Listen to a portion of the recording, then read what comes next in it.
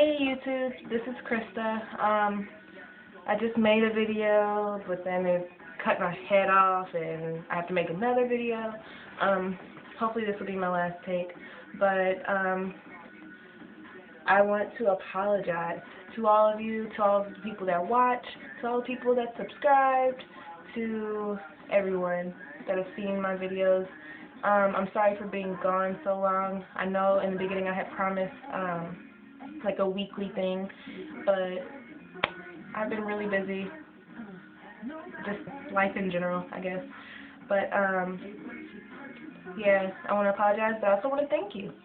Thank you all for watching, and please continue to share my videos, on YouTube, on Facebook, Twitter. I also have Instagram now, so I have a bunch of pictures on there, mostly of my new puppy, but yeah, please be sure to keep watching, sharing, click that button, subscribe, because a lot more videos are to come.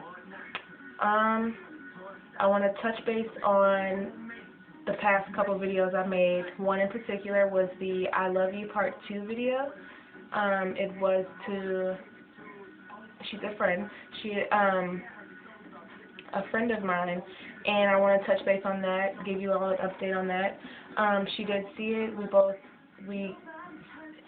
We decided that it was like a mutual agreement that we just weren't in the right times in our life for that kind of relationship. And I later realized that yes, I do love her. Yes, I did love her. But it was the kind of love where it wasn't a relationship. Like it wouldn't have been a relationship. It was the kind of love where, not a sisterly bond, because it's kind of weird, but it's kind of hard to explain. Like, I love her dearly, but she's definitely a good friend. We both definitely understood. And no, that's not my way of saying I got dumped, okay? But yeah, that's what happened there. We still talk. We're still really good friends. And hopefully she'll be featuring in one of my videos soon. But my current situation, however, is what brings me to my next topic: long-distance relationships. And I know everybody out there that has ever been in one is probably like this now, like glued to the screen, seeing my point of view from them. I personally have no problem with long-distance relationships. I'm not one of those people that are like, I don't get into long-distance relationships because I don't feel like they'll ever work. They won't work unless you don't make them work. They take a lot of work, but I feel like they don't take any more work as a person that's living in the same house as you. Only difference is you don't get to see them every day in the way that you want them, that you want to, you know. But a couple of tips I have for that have been helping me so far is, number one, to plan and be positive. I call those the 2 P's. PP. Sorry, immature moment. But plan and be positive. First off is being positive. You have to try not to harp on the fact that they're not there. You both know that you guys aren't together, and the one thing that can constantly bring you down and can have this permanent sadness overcome the relationship is you saying that I wish you were here, I want you here, it's so sad, I'm so hurt, and you constantly thinking that also, not even just expressing that to your partner, but expressing it. Just focus on the positive, which brings me to my next tip, is to plan. Focus on something positive that you have with them, that you're going to have with them, meeting them for the first time. Even if it's just like the fact that that night you're going to be Skyping, you know? Like, always have something positive to look forward to. Plan that. Plan on seeing them next weekend, or plan on seeing them for the entire summer. Plan on Skyping them, texting them, calling them, until that day that you actually do meet. And I just want to, I can't stress that enough. Like, I've been in long-distance relationships, and one in particular didn't work because I did overthink everything. Like I naturally do. I overthink everything. That's my flaw. For all of you that didn't know, I overthink everything. And this was no different. I overthought the fact that I'm going to have to say goodbye to them and it's going to be so sad. And I overthought the fact that I'm going to be sad once I am not with them. I'm going to be sad when it's just I focused on the sad. And that ultimately made me sad in the relationship. I couldn't handle it. We both couldn't handle it. And so I don't want you all to miss out on something so good over something so little, you know? My third is to communicate. This is hard enough with someone that lives in the same house with you. But it's just as important, if not more important, than someone that lives 1,000 miles away.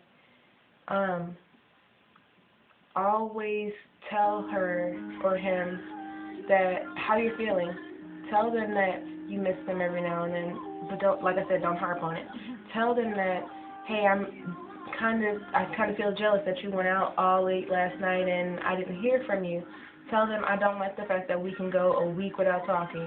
That might be a problem, but that's just me.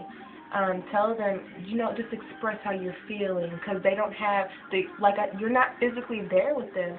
They don't have that body language to go off of that something's wrong with you. They don't have that. And I'm not making excuses for people that don't, hit your girl up whenever she talks to you. That's kind of rude. That's ignoring. But I'm just saying you have to remember that body language isn't there. They can't read into that. They can't read your mind from 1,000 miles away. So just remember to communicate. And also communicate in the aspect of just talking. Find ways to communicate. Talking, texting, Skype, Facebook, everything. Make them, and it's just, that's probably the most important, because without communication your guys aren't going to last.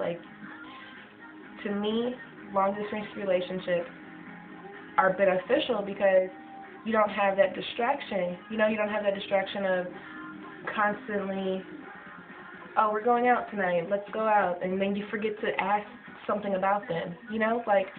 I feel like without those distractions of the late busy night or movies or dinner, anything like that, without those distractions, you get to ultimately know your partner 10 times more than you probably would with them sitting next to you.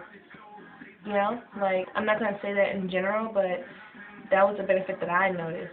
I got to know her, it was fast. I got to know so much about her in such a short time, which ultimately made feelings grow, maybe not a lot faster, but sure, a lot faster, because I got to know that person, and it feels like I've known them forever.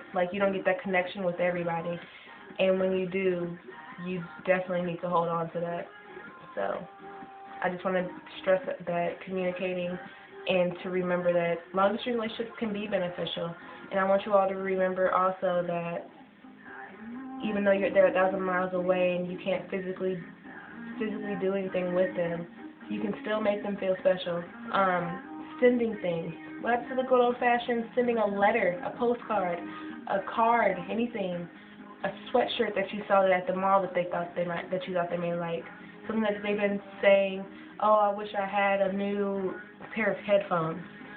I'm using that as an example because the girl I'm talking to now, she wished she had these headsets, and I'm in the process, I hope she doesn't see this, I'm in the process of surprising her with these headphones, because she gets holding the phone up to her ear.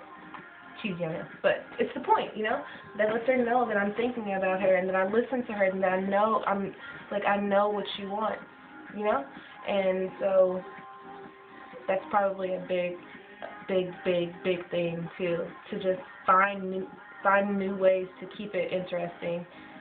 And I also noticed that things can get a little dry. You're texting them, hey, what's up? How'd your day go? Fine. What are you doing? Nothing. Okay, I guess I'll talk to you later. Okay.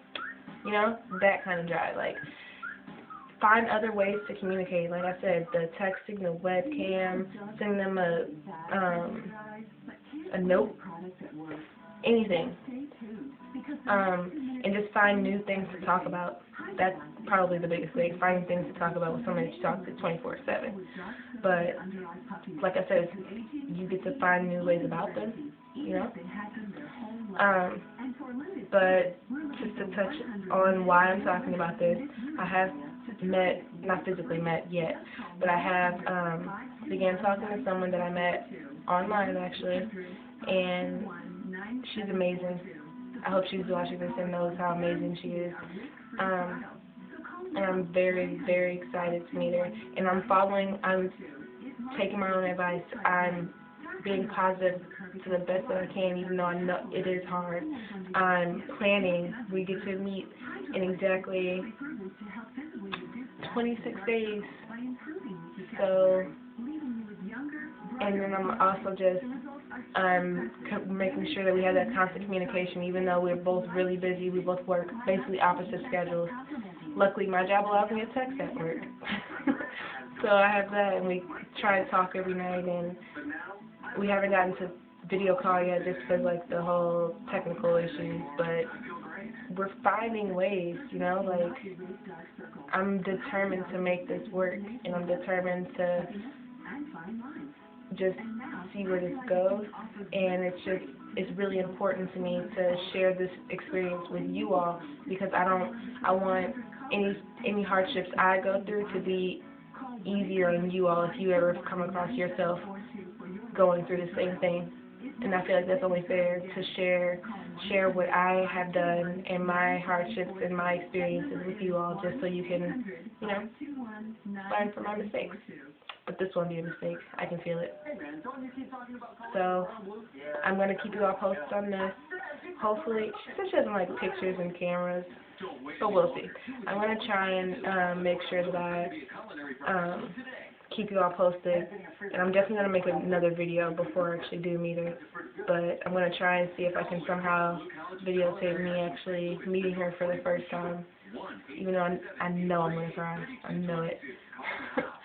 But I'm going to get off here because it is 5 a.m.